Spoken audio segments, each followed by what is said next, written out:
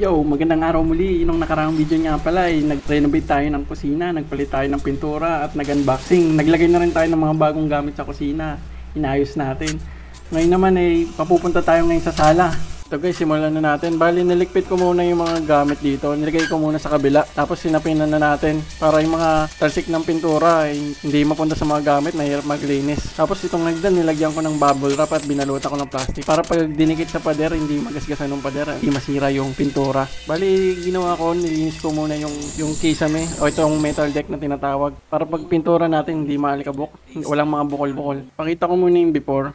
Okay din naman tignan wala pang pintura, pero tignan din natin yung after. Ang metal, quick dry element, pero water based siya. Hindi siya mabaho. Yung mga mababaho yung oil base, yung pinangahalo doon yung gas, ito, tubig panghalo. Ito ko yan, lalagay.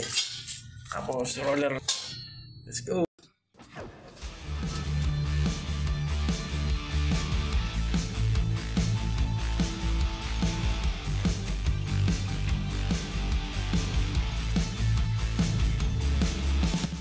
Ito guys yung first coating, pakita ko lang muna yung itsura niya.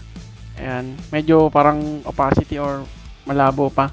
Pero hindi na ako gumamit ng roller guys kasi namumuo siya ito. Kaya nagbrush na lang ako.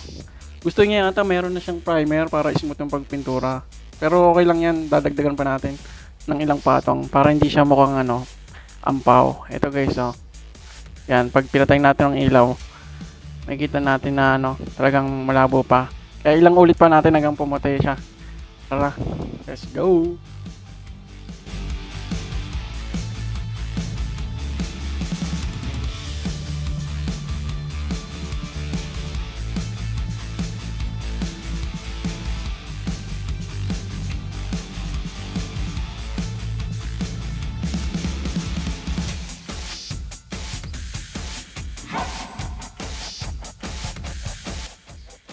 Ito guys, pakita ko naman ng pangalawang patong. Pinasa kanan, isang patong pa lang. And hindi pa pwede, kulang pa. Napapahinto kasi ako guys kasi lilipat naman tayo ng pwesto. Yan, tapos sa gitna na tayo.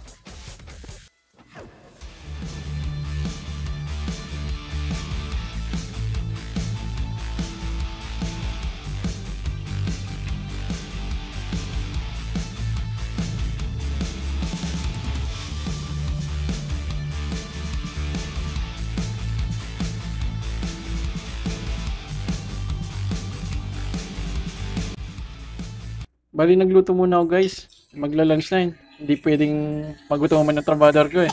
Bali nakapangatlong patong na pala ako guys. Medyo maputi na. And, pero dadagdagan pa natin yan para pulido. And medyo okay na eh. Maganda na tingnan. Ang puti niya kaysa nung dati silver. Looks stainless tingnan. Maliwalas din naman tingnan.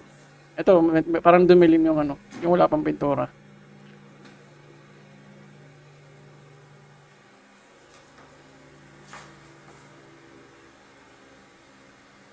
Guys, tapos na yung pang-apat na pahid. Pang-apat na pahid ng pintura. Ang ganda puting-puti, malinaw. Tapos ito na rin, tapos na rin itong maliit. Apat na pahid din. Dito ngayon tayo. Yan. Medyo makalat. Hindi naman medyo, kasi wala namang kalat eh. Wala namang gamit. Usod lang to. Wala pang gamit, kaya madali yung maglinis ng mga gamit o mga lipat-lipat ng mga gamit dito. Dito muna tayo.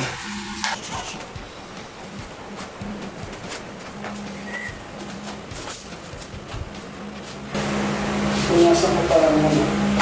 Habang nagpupunas ako dito guys, nakita ko pala itong cabinet na nilagay ko sa ibabaw ng CR. Ito guys yung kulay dark, kulay mahogany yung binarnas ko dyan dati. Ang pangit pala tingnan. Sa susunod na video nga pala abangan nyo guys. Parang gusto ko i-renovate din yan. Ayusin ko, sasarado ko na lang yun. Kasi minsan may napasok din dyan daga eh. Tatakpan ko lang ng semento yung mga pinapasukan ng daga. Kailangan ko lang mabaklas yung kisame ng CR. Abangan nyo guys sa susunod. Makikita nyo kung paano ko i-DIY. Tapos na tayo guys sa isang side. Kada hinto ko pala sa pagpintura ay binababad ko to sa tubig. Para maging spot ulit sa susunod natin pagpintura, mawala yung mga bukol-bukol or yung mga namuong pintura. Dito na tayo sa isang side. I-set up ko muna ng mga sapin para hindi matuluan yung mga gamit.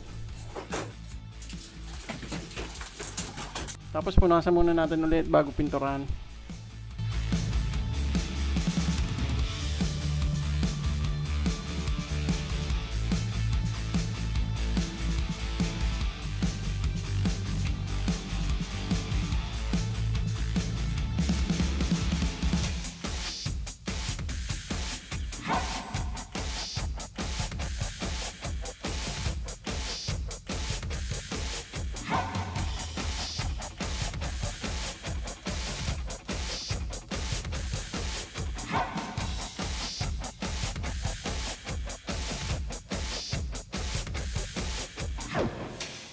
Yun guys, natapos din. To, medyo maliwalas tignan eh. Maganda tignan eh. Ang light niya, parang nakakaluwag or maganda sa mata. Ayun guys, oh. Yung dark na lang or gray na pader eh. Mukhang madilim eh. Papalitan natin to guys sa next video natin. Palitan natin ng kulay para lumiwanag na rin lalo. Ito yung dating kulay oh. Parang madilim pero una kong tingin dito, maganda na rin eh. Kasi kulay stainless, nakakaliwanag eh. Pero yung pininturahan pala, mas gumanda pa pala.